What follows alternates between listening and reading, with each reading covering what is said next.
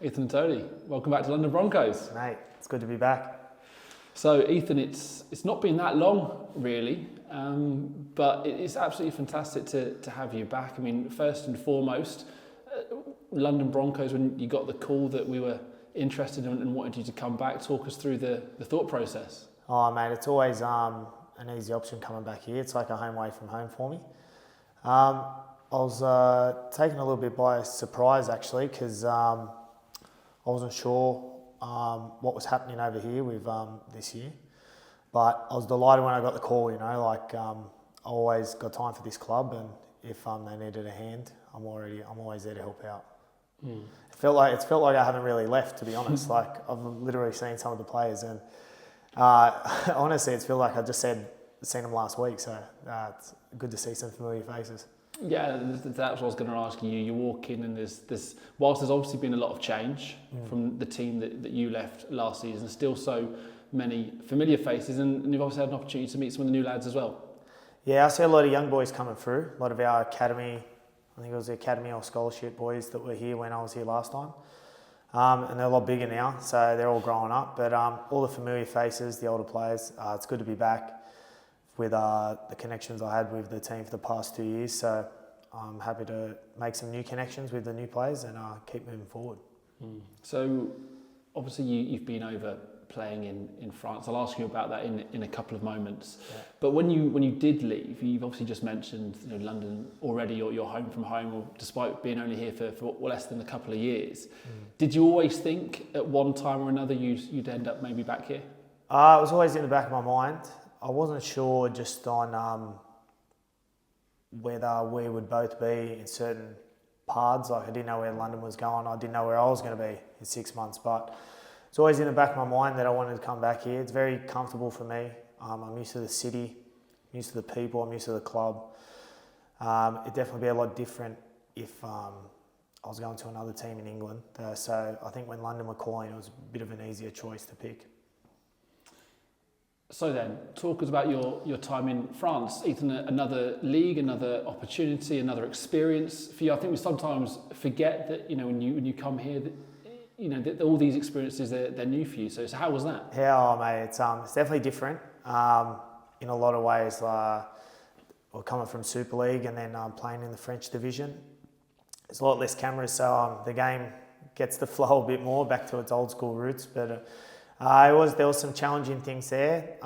Learning the language for one is probably the hardest, but PR Barodas, they welcomed me with open arms. The whole club though and community really were really open, made it an easy transition for me. I was picking up a bit of French on the way. I'm not too bad. I can get by. Probably not a long conversation, but I'm not too bad at the moment. But I definitely look at going back there again as well. They're another club that I feel like I've grown attached to.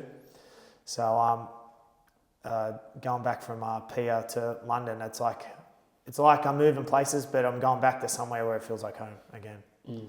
I mean, something that jumps out to me as well is that the moment we finished in Super League, you're off to France. The moment France has finished, you're back here to England. I mean, how is that for you? I remember you saying previously you actually prefer that continuation, that you don't necessarily need that break. Yeah, I think I think if you get over the fact that you're probably not going to have a big holiday, it's not as hard. People think it's hard on the body. I think maybe it's not too hard because when you have that break for pre-season, you have to take time to get used to the contact. Whereas I've only had a couple of weeks, so I could go back out there this weekend and I'll be used to it. I'll be fine. It's that's the only thing is you don't have your big breaks. But I know my career's not going to go forever, and I'm getting an opportunity that many people won't get. So I don't mind taking season onto season now. I saw a few other players like Dean Fire do it, Corey Norman, and as long as you take care of yourself in a bit of the right way,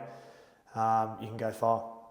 So then as far as then the fitness goes, we kind of need you now, Ethan. Are you ready to go? Yeah, I'll be able to get out there. The French comp's a lot slower.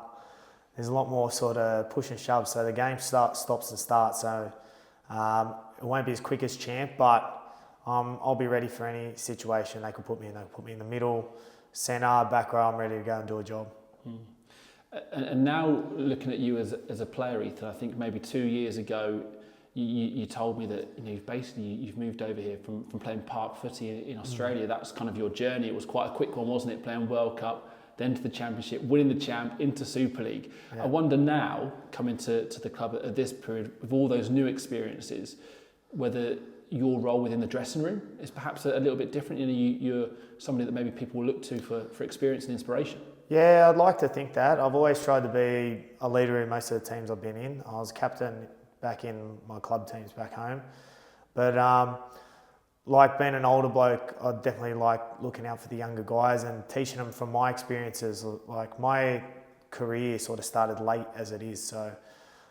And when I see young guys getting down, I just got to say, like, you've got so much time, relax. But especially for this team, there's a lot of young guys in there. So I think there's a bit of promise, and it'd be good just to add another level voice to the playing field. And I cherish that role. I love doing that sort of stuff. So leading from the front. And there's the similarities in some way to the squad that you came into a couple of years ago. That it was a relatively small squad, and we built through that season. You mentioned Dean and Corey coming in, and it's not too dissimilar this time around in the sense of you've started the season with a little bit of uncertainty in a smaller squad.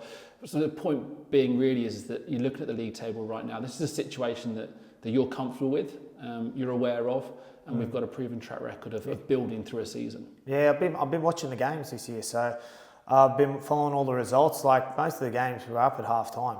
So like they're hanging in there, competing. Just like the first year I was there, we were competing in games.